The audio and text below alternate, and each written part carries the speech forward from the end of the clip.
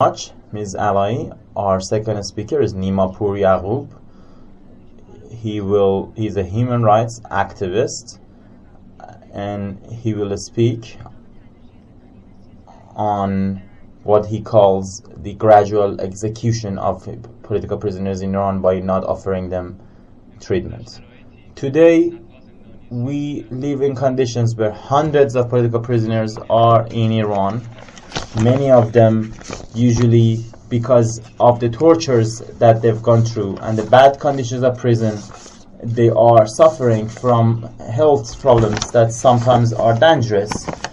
What Islamic Republic does is taking hostage the health of the political prisoners to force them to do what the regime wants. Actually, the regime forces people between giving up their dignity or doing what they're told.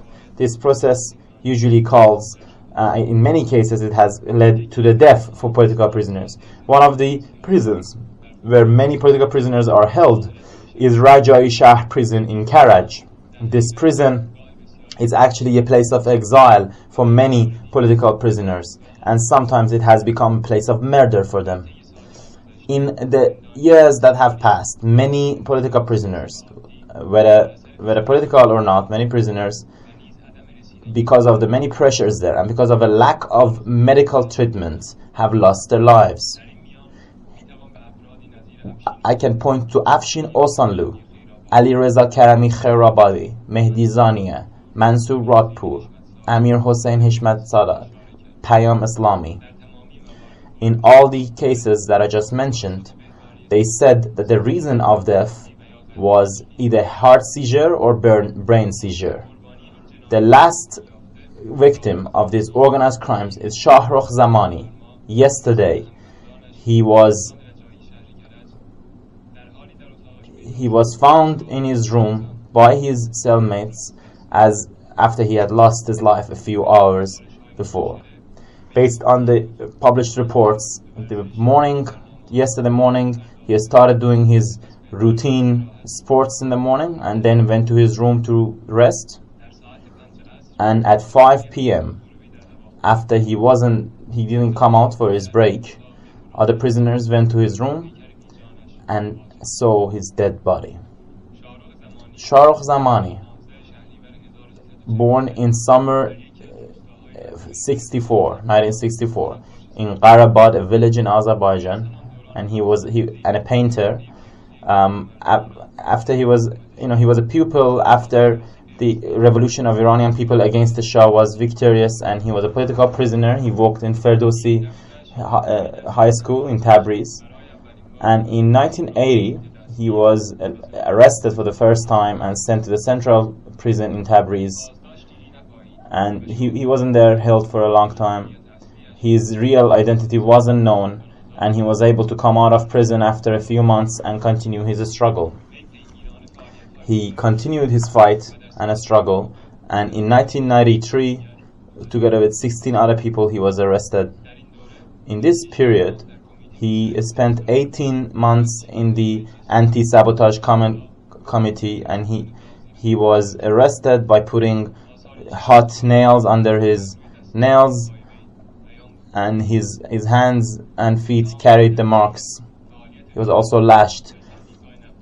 Being non-public activity in the painters trade union was what was regarded as his crimes.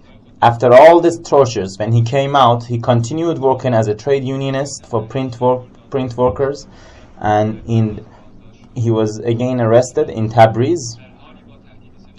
He was arrested in the Shams Tabrizi street, while only half an hour before he was in a meeting, and he had said that one should work to raise the consciousness between students and workers by political activity.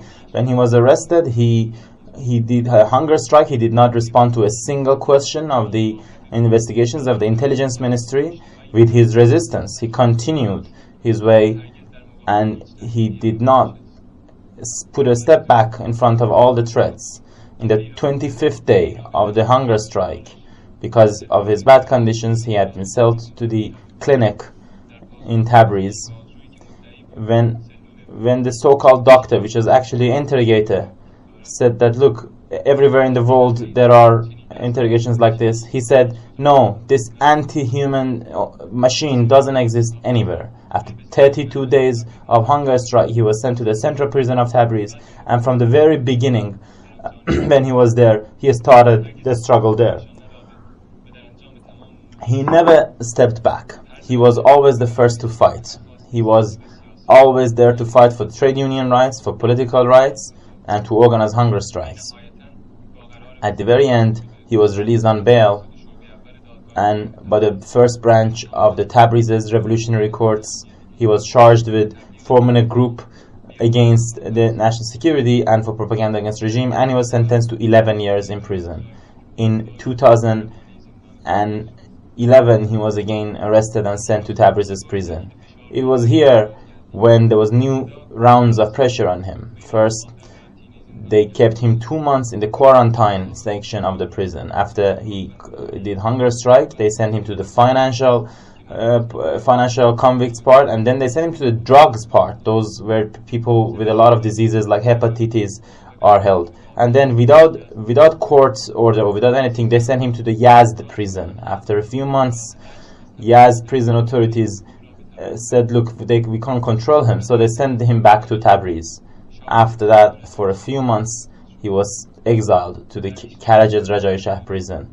In 2014, early 2013, he was sent to Ghazal Hisar prison in Qazvin.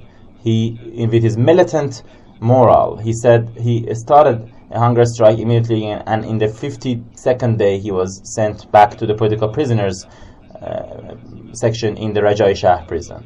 He wasn't even released to see his daughter marry or to his mother funeral. Shahrukh Zamani's principle was that you have to resist against tyranny. He wrote a letter to his daughter and said, 100% you should know that this is the degree of destiny. The tyrants will go down to the dustbin of history.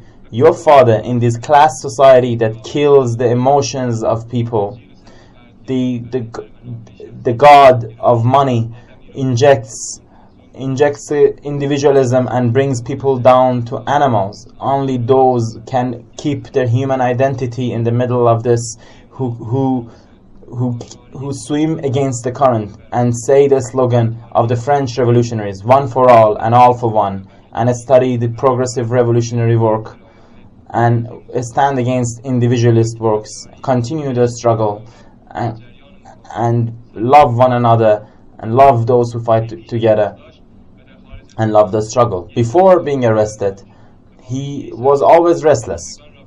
He always asked people to join the ranks of a struggle. He always had a beautiful smile on his face, and he was always sure that you need to change. When he spoke of workers, you could see that there was a pain in his soul.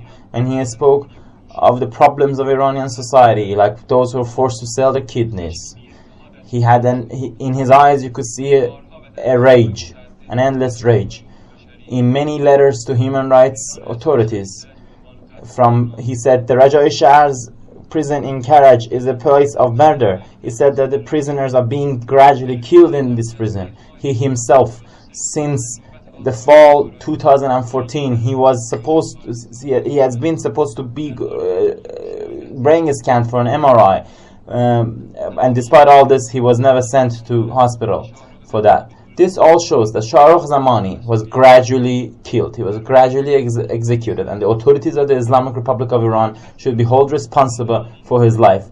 Even though from yesterday, those who say Ayatollah Khamenei is a great architect of Islamic Republic, and those who praise Qasem Soleimani have been shedding crocodile tears about him.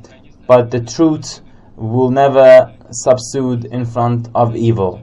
Justice will meet those who have committed these crimes. In tomorrow of freedom,